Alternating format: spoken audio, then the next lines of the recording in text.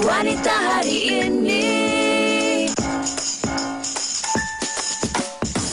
Wanita hari ini bijak mengatur, mengurus mata wataknya. Usahawati, ibu istri, permaisuri. Wanita hari ini di zaman modern masih kekalkan adatnya. Dihormati, disayangi, disanjungi. Wanita hari ini. Terus memberikan keceriaan kepada anda bersama kami di Wanita Hari Ini untuk siaran 28 April 2022. Hari ini hari Khamis juga bersamaan dengan 26 Ramadan. Bertemankan saya Uyaina dan juga Fiza. 26 Ramadan dah Uyaina kan, dan saya kira mungkin ramai juga dalam kalangan anda yang dah pun pulang ke kampung.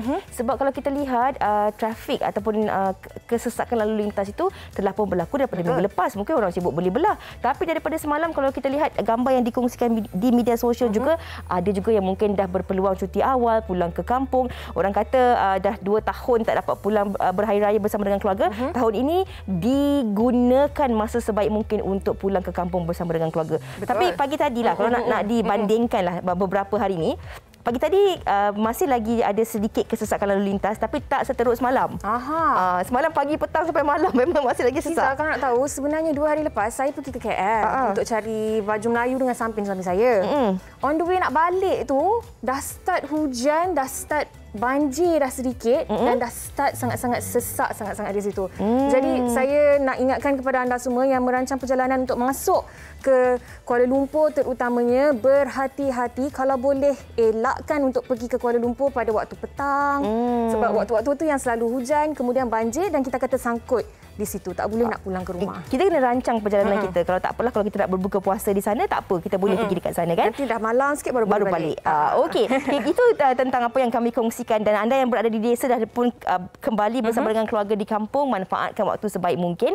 Dan kami juga nak kongsikan sesuatu yang telah pun diumumkan oleh Menteri Kesihatan kita semalam, Khairy Jamaluddin, yang mana bermula daripada 1 hari bulan Mei ini akan berlaku beberapa perubahan, iaitu kelonggaran SOP yang telah pun ditetapkan oleh Kementerian Kesihatan Malaysia. Ini yang paling utamalah yang dikongsikan. Ada yang kata, saya tetaplah nak pakai pelitup muka sebab kalau pakai pelitup muka saya nampak lebih kacak dan lebih cantik. Yang mana selepas 1 Mei nanti ada beberapa kelonggaran yang diberikan khususnya untuk pemakaian pelitup muka, di mana kalau dalam bangunan masih lagi diwajibkan untuk memakai pelitup muka, contohnya dalam pejabat, di pusat membeli belah, ataupun di dalam kenderaan-kenderaan awam seperti bas, kereta api, kenderaan e-hailing, dan juga bagi anak-anak kita yang pergi ke sekolah di dalam bilik darjah. Tapi kalau di luar bangunan pula Yana, sama ada di luar rumah ataupun di luar pejabat, di tempat-tempat terbuka lah seperti perhentian bas, tamak ataupun padang, kita boleh ada pilihan untuk tidak memakai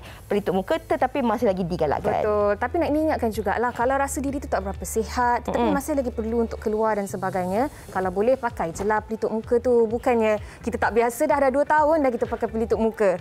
Cuma diberi kelonggaran sedikit untuk anda semua. Dan selain daripada itu, antara kelonggaran yang diberikan juga adalah daftar masuk ataupun check-in aplikasi MySejahtera mula dimansuhkan. Dan kemasukan ke premis dibenarkan tanpa mengira status vaksinasi kecuali individu berstatus berisiko tinggi atau di bawah HSO. Ini kena jujur lah. Ini memang kena jujur. Betul kena jujur. Dan ini juga bagi anda yang mungkin kalau selepas ini positif COVID-19 masih lagi memerlukan kuarantin selama 7 hari. Tapi apa yang menariknya pula, kalau di hari keempat anda lakukan self-test RTK anda dan keputusan anda adalah negatif, anda dah boleh keluar seperti biasa. Tetapi kalau keputusan anda masih lagi positif, anda harus meneruskan kuarantin itu sehingga hari ke-7.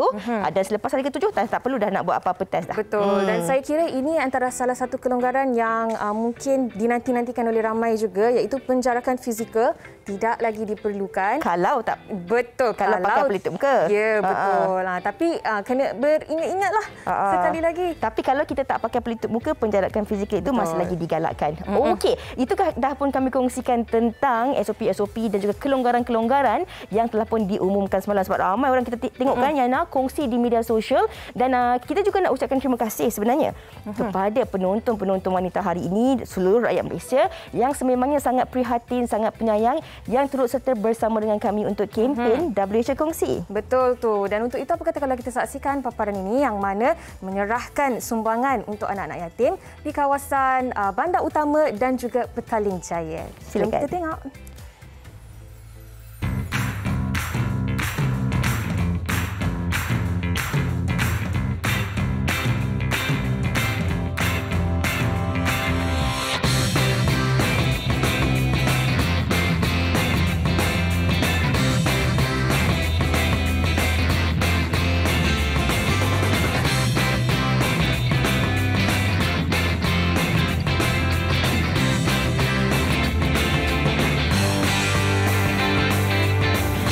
Sambutan yang sangat luar biasa daripada segenap golongan masyarakat dalam menjayakan kempen WHI Kongsi amatlah kami hargai.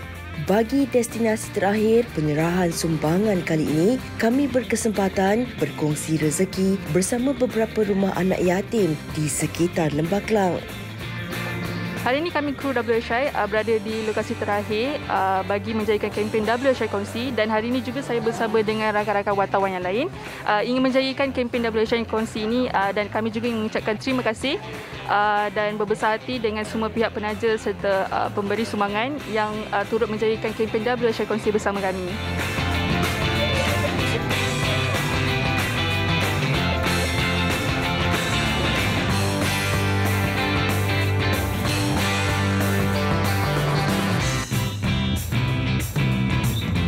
Pertama sekali kami ingin mengucapkan ribuan terima kasihlah kepada WHI Kongsi. Pendapat kami ini sangatlah bagus dan bergunalah untuk adik-adik di sini, kerana keperluan adik-adik di sini kadang-kadang tu agak terjejas. Moga-moga segala usaha yang telah disampaikan oleh pihak yang membantu, Allah berkati dan Allah murahkan terus rezeki, dan Allah bantulah segala usaha-usaha yang akan datang.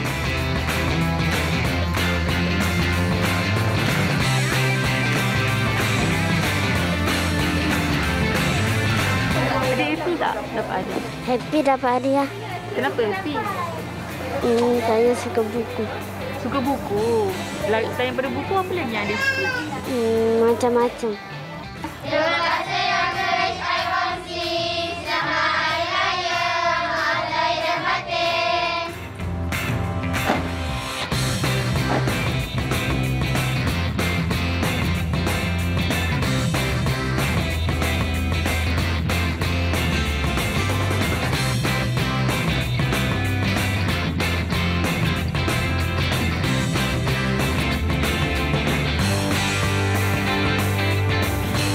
Mengukir senyuman, tanda kesyukuran. Ternyata sesuatu yang sangat indah menyambut Syawal yang bakal menjelma.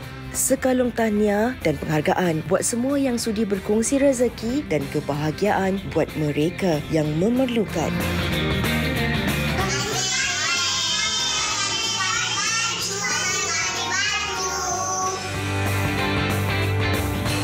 Rasa nak cubit pipi seorang-seorang tu tahu. Jadi kan kalau kita cakap tentang kongsi ni, dia subjektif. Kita boleh berkongsi apa saja sebenarnya.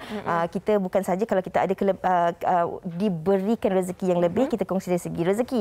Tapi kalau kita tak berkesempatan ataupun kita ada kekurangan dari segi perkara yang tertentu, kita mungkin boleh berkongsi kasih dan sayang kita dengan mengambil tahu tentang keadaan jiran ataupun ahli keluarga kita yang paling terdekat, untuk kita tanyalah di bulan Ramadan ini dan menjelang Aidilfitri ini apa mungkin keperluan yang mereka perlukan, kan? Betul. Macam Fiza pula, dia bagi kat seluruh tim wanita hari ini duit raya. Termasuklah Yana sendiri pun dah dapat dah duit raya. Ada pula. Okey, itu yang kita kongsikan tentang WHI Kongsi. Tetapi hari ini kalau kita bercakap tentang Aidilfitri, antara yang signifikan tentang Aidilfitri, selain daripada baju baru, selain daripada kuih, dekorasi dan sebagainya, antara perkara penting yang kebiasaannya kita lakukan setiap kali menjelang Aidilfitri, pastinya waktu ataupun ruang untuk kita saling bermaaf-maafan. Betul tu. Dan seringkali kita ucapkan mengucapkan selamat Hari Raya Aidilfitri, maaf zahir dan batin. Ungkapan maaf tu akan sering kali kita ucapkan kepada sesiapa sahaja yang menyambut Aidilfitri. Tetapi persoalannya kan Fiza, adakah ianya sekadar sesuatu yang menjadi kebiasaan untuk dilontarkan, dikatakan kepada orang lain ataupun sebenarnya kita betul-betul maksudkan kata maaf tu? Saya setuju dengan apa yang Yana katakan. Satu lagi, kadang-kadang kalau kita nak minta maaf ni, kita sebagai manusia ni, saya cakap diri saya sendiri jugalah kan, kadang-kadang tersusah nak minta maaf. Mungkin kita ada rasa segan, malu ataupun ego. Tetapi dengan bila sampai hari raya ni, peluang dan ruang ini kadang-kadang kita gunakan untuk kita saling meminta maaf dan juga memaafkan insan lain. Tapi ini yang kita nak kongsikan. Perlu ke kita minta maaf setahun sekali ataupun sebenarnya kita harus sentiasa meminta maaf pada insan-insan di sekeliling kita? Mengapa sukarnya maaf? Sekejap lagi akan kita kongsikan bersama dengan anda dengan tetamu istimewa kita di studio yang dah ada dekat sana dah tu. Okey, kepada anda mungkin ada sebarang perkongsian yang diceritakan bersama dengan kami tentang sukarnya melafazkan maaf ni. Boleh terus ke laman Facebook Wanita Hari Ini TV3, tinggalkannya di ruangan komen di bawah. Wanita Hari Ini, Wanita Hari Ini.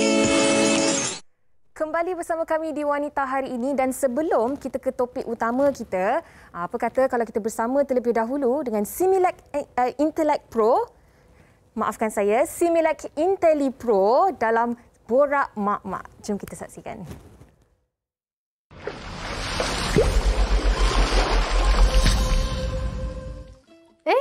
Assalamualaikum dan selamat sejahtera buat penonton setia Borak Mak-Mak bersama saya Amira Rosli yang dibawakan khas oleh Similac IntelliPro.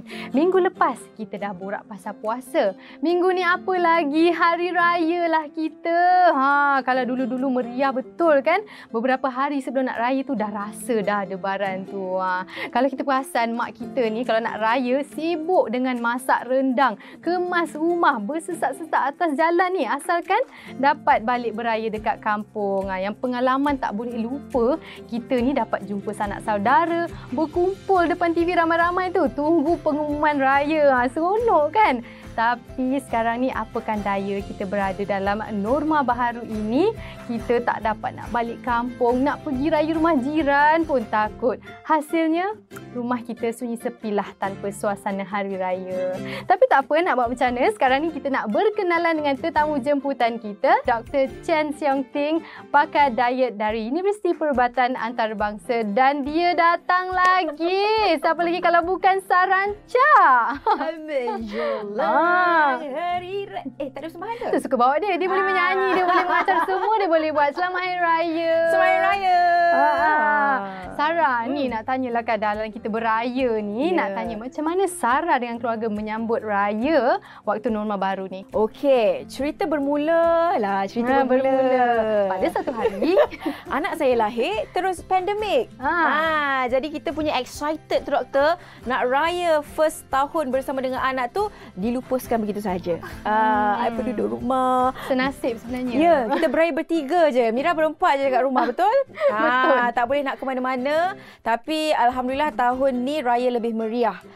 Tapi setiap kali kita nak keluar jumpa orang tu, memang kita wajibkan sesiapa nak jumpa dengan family kita kena buat test kendiri dulu. Dan kita tidaklah terlalu orang kata excited sampai jumpa ramai sangat orang. Tak, kita still kawal kita punya SOP dan juga kita kena jagalah semua kesihatan dan keselamatan keluarga tu masih lagi perlu difikirkan. Betul. Budaya itu masih sama. Cuma keadaan tu kita kena lebih ketat lagi menjaganya. So, Sarah ni seorang ibu. Macam mana Sarah didik anak untuk mengenal hari raya dalam norma baharu ni? First, kita ajar dia tanda tangan. Tanda tangan. Minta duit raya. Lepas tu, kita ajar dia say thank you. Oh, thank you. Lepas tu say please. Maksudnya tak cukup satu sampul. Tak cukup satu. Bagus mak dia ni. Okey, dan kemudian of course kita ajar dia untuk berdisiplin sikitlah depan orang. Maksudnya bila kita pergi ke rumah orang lain, saudara mara ke tu, kita ajar dia untuk lebih behave sikit. Jangan nak berlari sesuka hati, jangan nak pecahkan dia punya pasu. Dan Sarah ni lebih orang kata campur lah. Macam parenting sekarang kita tengok Mak tak boleh tinggi suara. Tapi Sarah tetap. Mak dulu-dulu lah ni. Mak dulu-dulu. Anak mula je kita macam ni je. Dah faham. Dia dah tahu. Bagus macam tu sebenarnya. Kita jangan tengking depan orang. Kita ajar dia. Boleh close up sikit tak mata macam sinetron tu? Jadi dia takut, dia behave sikit. Dan of course lah kita ajak anak cara bersalaman dengan orang. Lepas tu orang kata senang lah. Kita ajar dia berdisiplin. Jangan macam melia sangat dekat rumah tu. Itulah dia. Ni kita nak tanya doktor ni kan. Hari Raya ni memang ada macam-macam hidangan tau. Jadi untuk anak ni, apa antara kandungan dalam pemakanan yang kita perlu elakkan? Yelah, orang kata kita Raya ni penuh satu meja. Berminyak, berlemak, segala-galanya doktor makanan tu. Macam mana tu? Okey, Raya tetap Raya. Yang lauk-lauk hidangan istimewa Raya ni sedap kan. Tapi anak kita kena Raya juga, kena enjoy makanan tradisi semua ni. Apa yang kita harus buat ialah kita hadkan pengambilan makanan secara sederhana. Okey, kita neutral sikit. Kita bagi lebih ulam, sayur-sayuran, buah-buahan, jus-jus kan. Jus yang berwarna-warni, yang sihat bagi anak-anak. Itulah dia. Mira suka sangat, tertarik dengan doktor kata kita jangan tak bagi anak kita makan tapi kita hadkan. Anak-anak kita pun nak raya kan. Bila dah bercakap pasal makanan ni, kita perasan ada anak-anak yang tembam, yang berisi. Diorang kata comel sangat. Tapi sebenarnya normal ke doktor macam tu? Ada kesan buruk ke kalau dibiarkan macam tu? Comel tu ialah kita kata comel lah. Tetapi yang tu tidak sihat. Yang ni kita panggil kanak-kanak yang mengalami masalah obesity lah. Kanak-kanak yang obes. Okey. Jika kita tidak mengubah ataupun menanam tabiat pemakanan yang sihat, dia akan mengalami masalah kesihatan semasa dia membesar lah. Adalah seperti tekanan darah yang tinggi, kencing manis. Yang itu kita tak nak lah. Kita kesian kan budak-budak ni. Betul-betul, saya setuju. Sebenarnya kita dah pun di penghujung rancangan. Terima kasih kepada Sarah dan juga doktor kerana berkongsi banyak info dan tips menarik kepada kita semua. Walaupun kita kini meraihkan Hari Raya dengan norma baharu, walaupun penuh sederhana dan tak seperti sebelumnya, kita perlu sentiasa bersyukur atas nikmat yang diberi. Dan jangan lupa beri anak anda nutrisi yang terbaik semestinya Similac IntelliPro. Jangan lupa untuk saksikan Borak Mak-Mak di episod akan datang bersama saya, Amira Rosli. Assalamualaikum dan selamat Hari Raya. Hari Raya. Dia semangat Borak Mak-Mak bersama dengan Similac IntelliPro. Okey, kita dah kongsikanlah kalau bukan je mak-mak yang berborak, tapi saya kira pakcik, makcik, adik-adik dan juga anak-anak dah kongsikan tentang semangat Hari Raya yang bakal tiba beberapa hari saja lagi sebelum kita melabuhkan tirai Ramadan. Tetapi kan macam kita kongsikan tadi tentang sukarnya lafaz maaf, kenapa sukar lafaz maaf? Sebelum kita nak kongsikan dengan lebih lanjut lagi, apa kata anda saksikan dahulu sedikit sedutan drama ini yang telah disediakan oleh rakan wartawan. Silakan. Saya nak buat satu pengumuman boleh? Saya nak minta maaf. Minta maaf pada semua. Sebab saya semua beraya kat sini. Tak apa pun Intan. Raya dekat mana-mana pun semuanya sama je. Asalkan kita satu keluarga dapat berkumpul, alhamdulillah. Betul. Saya nak minta maaf. Terutamanya pada suami saya. Banyak sangat salah saya dah buat pada dia. Sampaikan dia makin lama makin jauh dari saya. Maafkan Intan abang. Intan tak patut kasar dengan abang. Mazni, akak minta maaf ya. Hari tu akak pukul dengan kasut.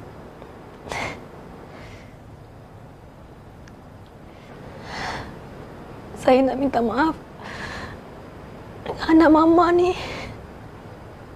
Anak mama seorang. Mama terlalu banyak kontrol hidup Is. Ganggu perasaan Is. Mama susah nak terima hakikat Is dah jadi milik orang. Milik perempuan cantik ni. Menantu mama ni. Mama minta maaf. Fira. Fira pun minta maaf.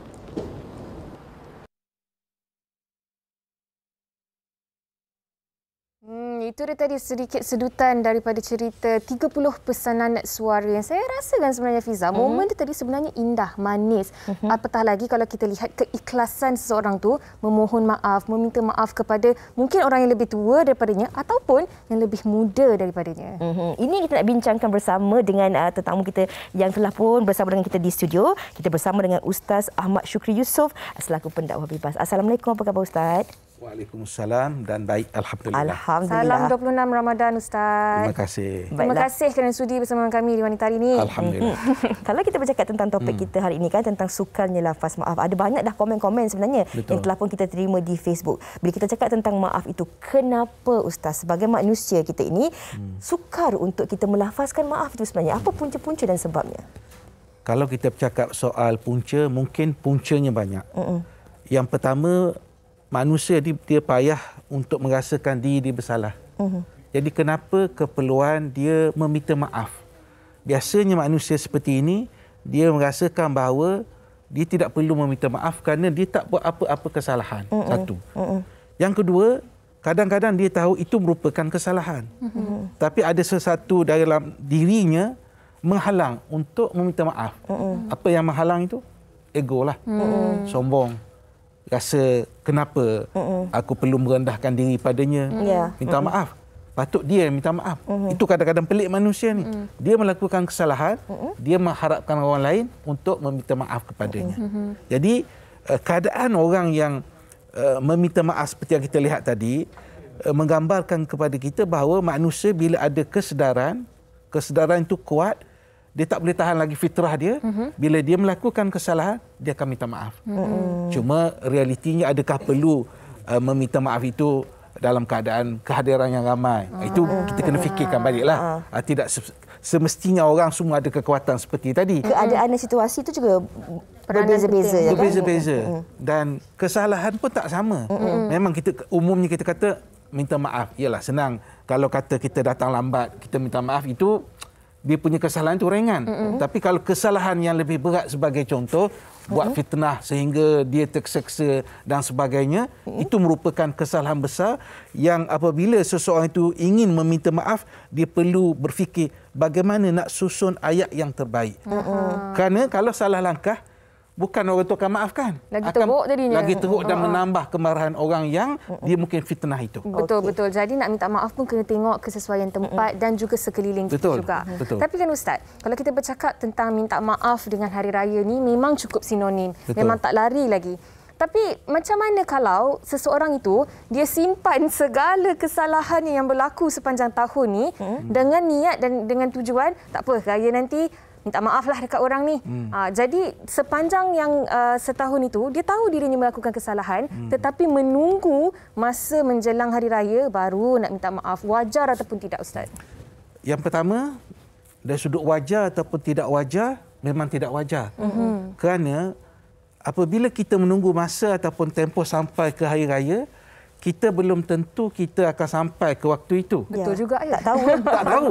Sampai ke tidak ajar. Memanglah cakap ni nak balik kampungnya ni. Jam dah hari Sabtu hari Ahad ni, tapi belum tentu. Satu. Yang kedua, adakah orang itu pun ada waktu kita ingin meminta maaf. Jadi soal memaafkan ataupun meminta maaf ini bukan soal yang kita perlu tangguh-tangguh. Cuma ada kelebihannya dalam masyarakat Melayu kita, Nusantara sebenarnya. Sebab dalam masyarakat Arab sendiri, dia tak gunakan perkataan selamat Hari Raya Aidilfitri. Maaf zahir batin. Itu istilah Nusantara ataupun lebih tepat di Malaysia ini saja. Sana dia akan sebut kullu mu'amin wa antum bi khair, sekadar itu saja.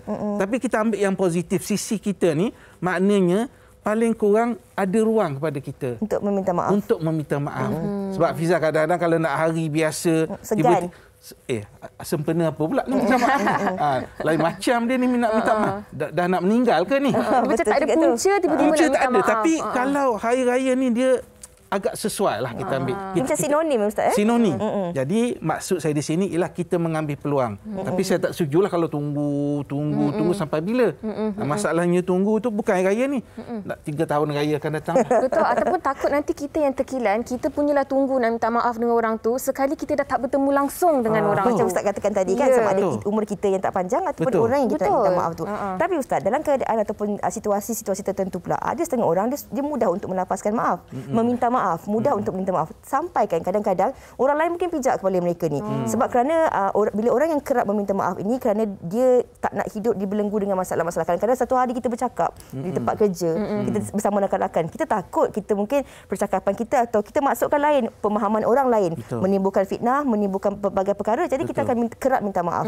Tapi kadang-kadang bila kita kerap sangat minta maaf pula, ada setengah orang dia merasakan bahawa orang yang kerap meminta maaf tu tak perlu dihormati.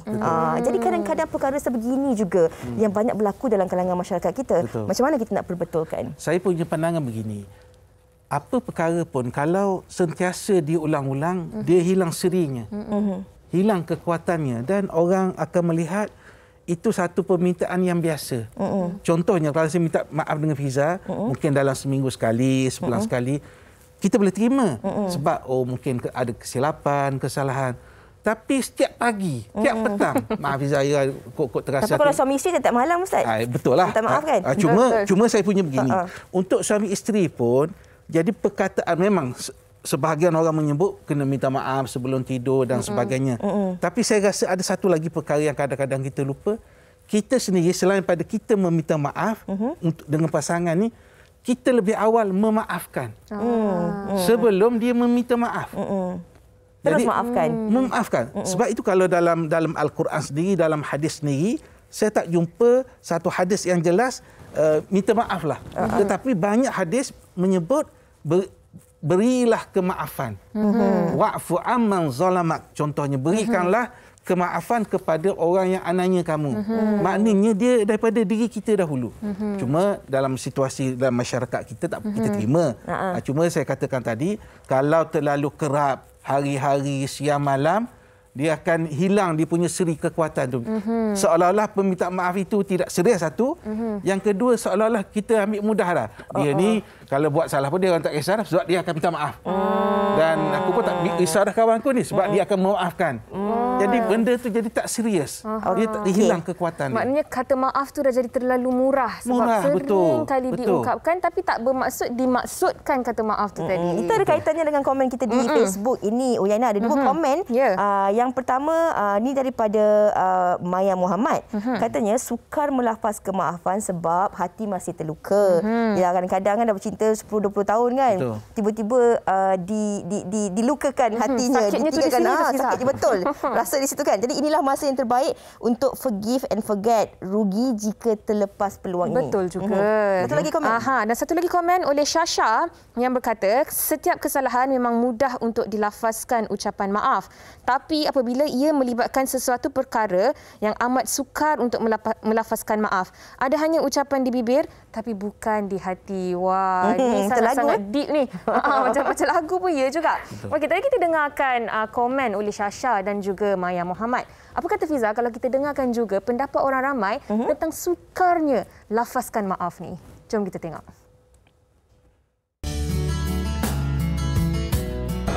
Memohon kemaafan ni bukan satu perkara yang mudah. Kerana memohon kemaafan itu akan menjatuhkan ego seseorang. Kerana ego lah membuatkan kita kurang nak memaafkan ataupun memohon maaf daripada seseorang. Kerana kita kena ingat satu, kalaulah kita boleh buang ego kita, kita tidak akan berkongkol dengan syaitan. Ayuh kita bermaaf-maafan. Saya rasa mungkin disebabkan ego mereka. Yang kedua, mereka sentiasa merasa bahawa diri mereka itu betul sangat-sangat. Dan yang ketiga, tak pernah nak mengakui kesalahan mereka sendiri. Lagi-lagi macam perempuan, kita selalu sangat suka cari 1001 alasan untuk menyalahkan suami kita. Jadi macam saya sendiri, awak tak nak pun minta maaf dengan saya. Kalau kita boleh je minta maaf dengan diorang. Maknanya suami tu minta maaf dengan kita, mengharapkan maaf daripada diorang. Tapi kita sebagai perempuan, kita macam segan kot. Saya rasa kalau bukan bulan raya tu macam nak minta maaf tu macam tak necessary sangat. Sebab kadang-kadang kita tak perasan bila masa yang kita buat salah. Lepas tu kita rasa kadang-kadang yang salah kita buat tu kecil je. Tapi bila raya ni, dia punya tradisi memang minta maaf. So macam kita minta maaf waktu raya lah. Itu ada pendapat orang ramai. Ada yang bersetuju, ada juga yang kata momen waktu hari raya itu adalah momen terbaik sebenarnya untuk kita meminta maaf. Tapi Kak Fiza, Ustaz, kalau kita bercakap tentang konteks meminta maaf di zaman 2022 ni dengan ada WhatsApp-nya dan banyak lagi medium-medium lain yang boleh kita katakan kemaafan kita itu kepada orang yang tertentu. Kalau suami ataupun isteri, ibu bapa dan adik-beradik kita mungkin boleh kita ucapkan kata maaf itu secara langsung, secara berdepanan. Dah boleh salam dah lepas 1 minit. Betul. Bolehlah berair mata minta maaf tu kan. Betul. Tapi ada juga yang meminta maaf menerusi medium-medium lain. Contohnya di atas talian, di Facebook, Instagram dan sebagainya. Adakah kemaafan ini direndahkan sedikit nilainya ataupun nilai kemaafan itu masih lagi sama, Ustaz? Baik.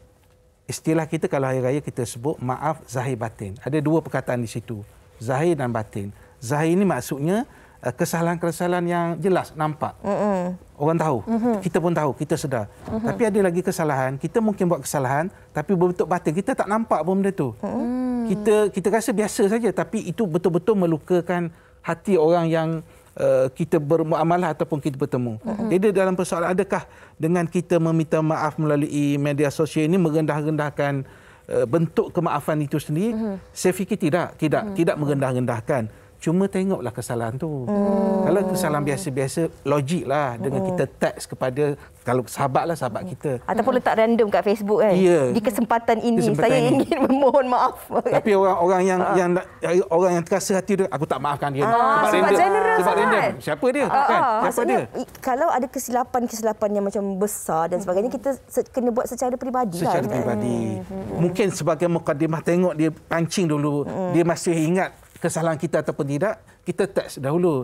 Dia kata okey ke, dia buat dono je. Dia double tick juga kan. Double tick. Kita tengok dulu. Tapi kita akan tetap kena ambil masa untuk kita minta maaf secara berdepan sebab mungkin kesalahan itu sendiri mungkin merosakkan kerjaya dia. Mungkin kita tak tahu.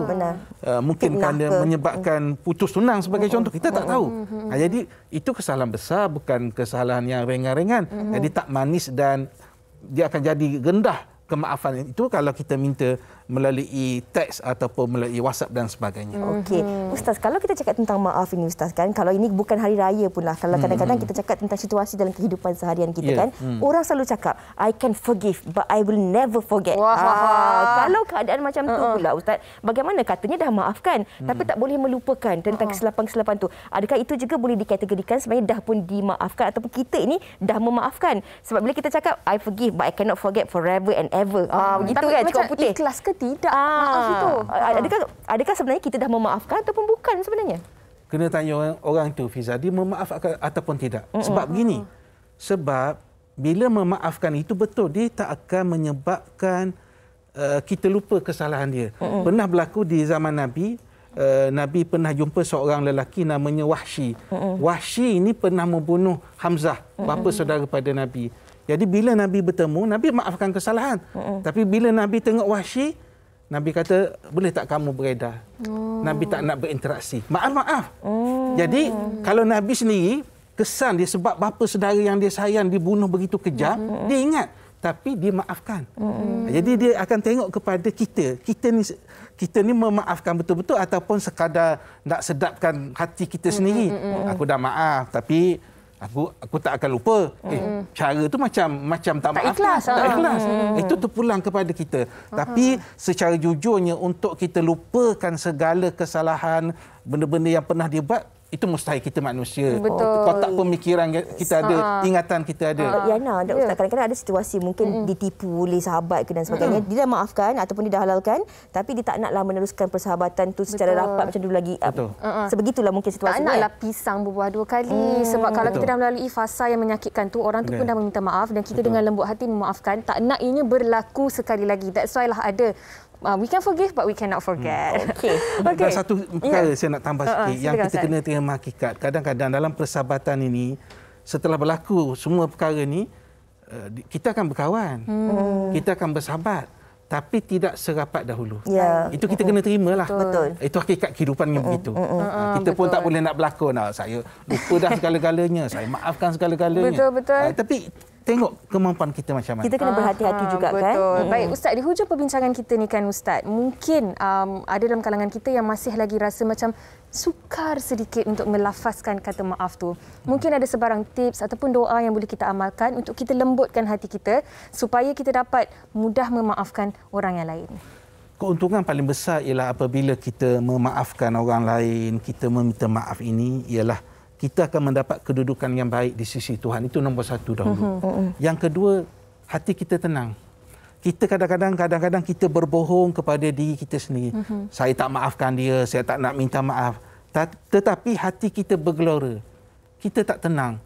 Kenapa kita tak nak bersihkan hati kita, kita nak kuatkan diri kita dengan ungkapan kita minta maaf, dan dengan minta maaf itu akan memberi kegembiraan kepada kawan kita, kalau kawan lah.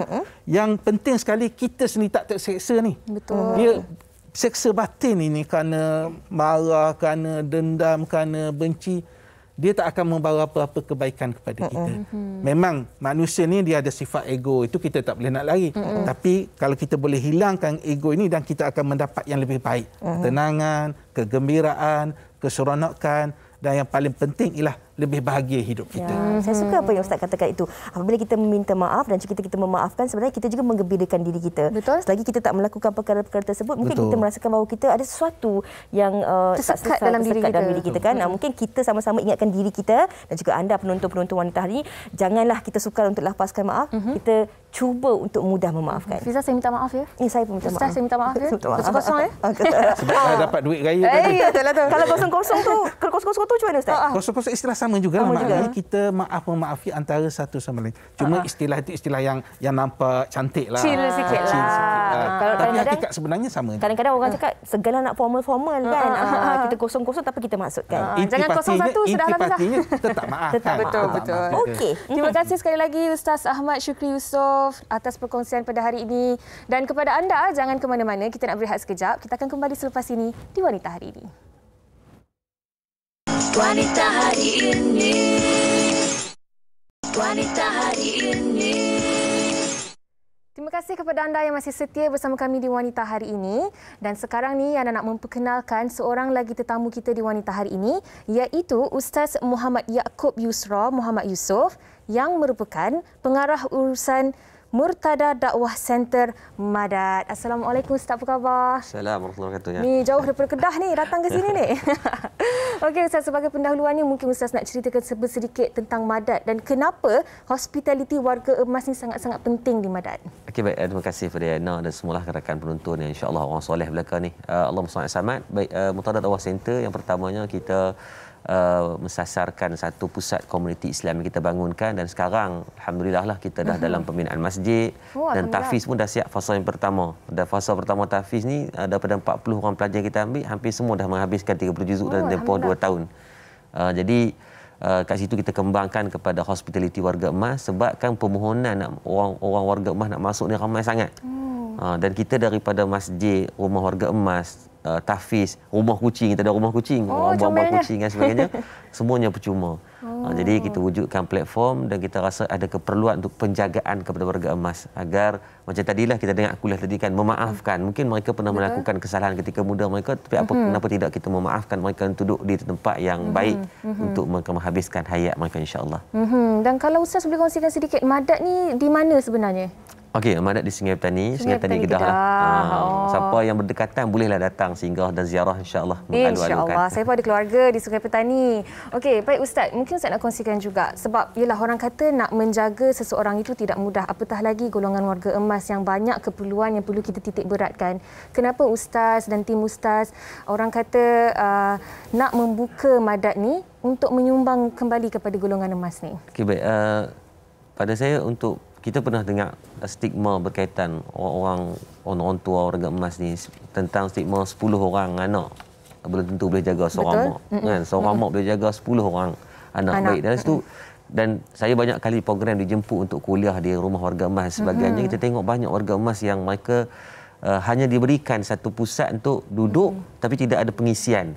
Maka sebab tu kita wujudkan satu hospitality yang pengisian rohani itu terjaga. Dan kebetulan di Madat kita dah setahun kita tubuhkan Hang Cangkul. Hang Cangkul ni urus jenazah.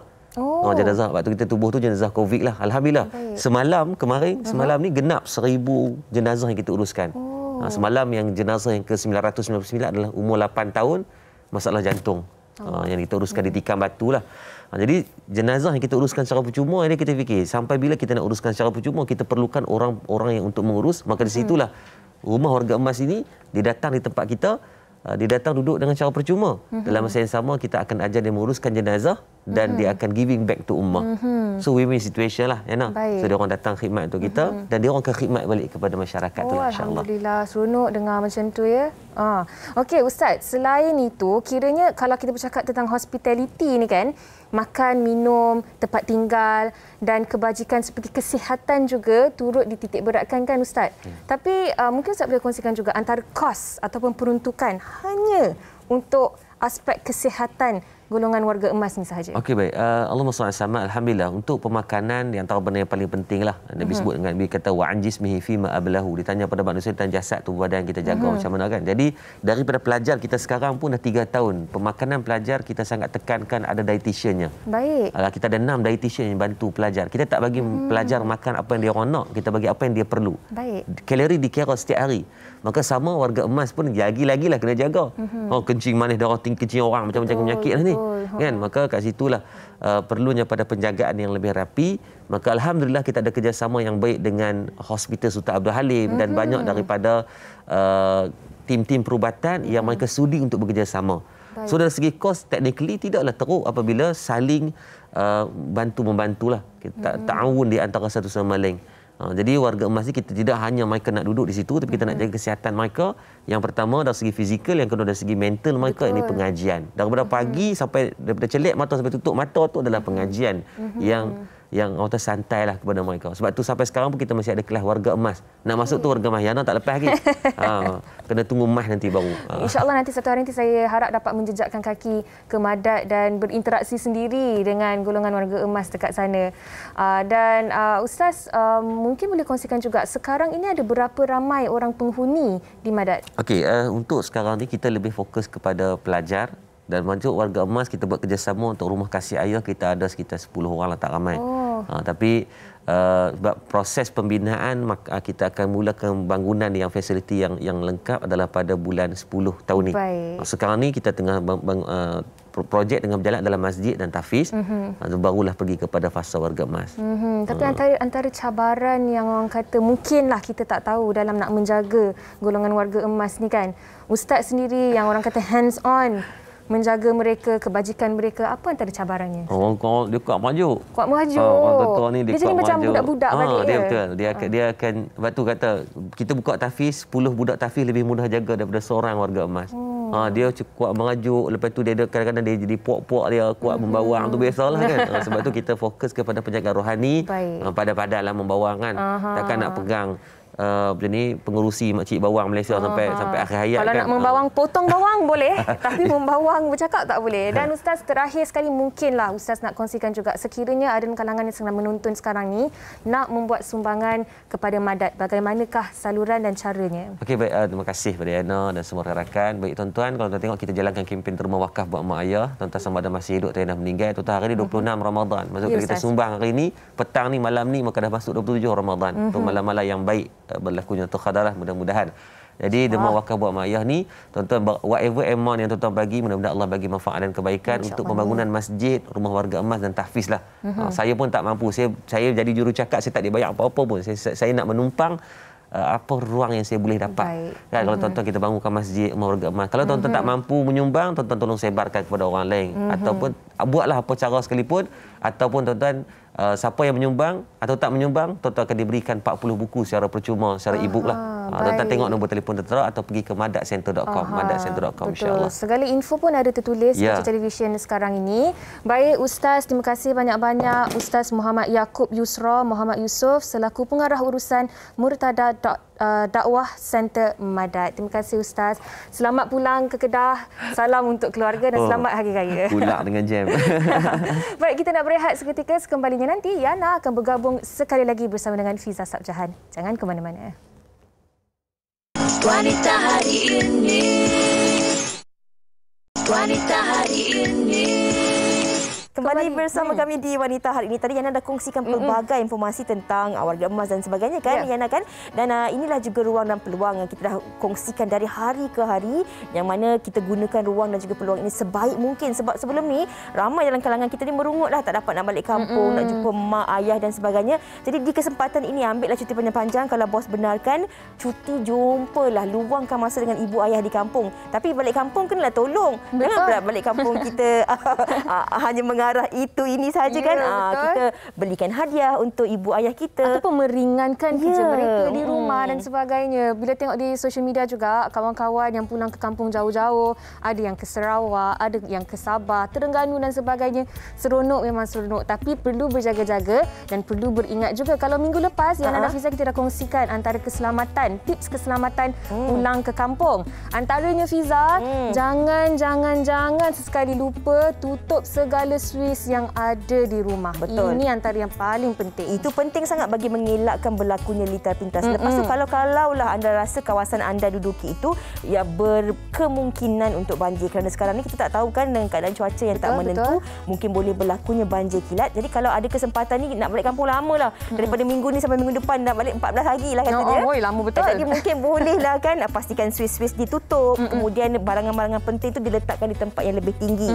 Bagi kalau berlakunya sesuatu macam banjir kilat dan sebagainya, insya-Allah sijil-sijil ataupun barangan-barangan yang penting tu tak dihanyutkan air ataupun tak rosak. Betul. Lepas tu jangan lupa juga untuk bertegur sapa dan bagi tahu dekat jiran-jiran, sekurang-kurangnya jiran sebelah kanan, jiran sebelah kiri, ke mana kita nak pulang ke kampung dan berapa hari kita nak pulang ke kampung, supaya mereka tahu kalau ada orang kata perkara yang mencurigakan ataupun yang was-was, mereka boleh hubungi kita. Dan ini satu lagi peringatan penting bagi anda yang ingin memandu pulang ke kampung. Anda lihat jadual-jadual yang telah pun dikeluarkan oleh pihak lebuhraya dan juga pastikan anda mendapat rehat yang mencukupi. Janganlah terkejar-kejar, yang penting dia lambat. Asal selamat, memang kita kena guna pakai. Jangan terkejar-kejar, kalau penat berhenti di RNR ataupun tempat yang selamat. Jangan memandu sambil mengantuk, jangan memandu menggunakan telefon bimbit. Banyak pesanan yang kita berikan, harap-harap kita saling mengingati antara satu sama lain. Untuk hari ini kita nak undurkan diri terlebih dahulu, tapi esok Fiza kita akan kembali dengan topik perang. Perang balik kampung. Yang perang tak tahu ni. Maklumlah kali pertama bergelar isteri. Perang sebab seorang di Subang, seorang di Petaling Jaya. Lah itu perang manja-manja je. Setengah hari settle. Okey. Mungkin bagi anda yang dah 2 tahun, 2 tahun ni bergebut, dah 2 tahun tak balik kampung, tahun ni bergebutlah nak balik utara ke nak balik selatan. Betul. Nantikan kupasannya esok bersama dengan rakan setugas kami dengan topiknya perang balik kampung. Assalamualaikum. Wanita hari ini di zaman moden masih kekalkan adatnya, dihormati, disayangi, disanjungi. Dia usahawati aliran masa kini, dia penyambung warisan Sri Kandidia. Lemah lembut baik budi pekerti, tapi sekal hati dia tambah berani pendidik. Puteri dalam hal jati diri dia, permaisuri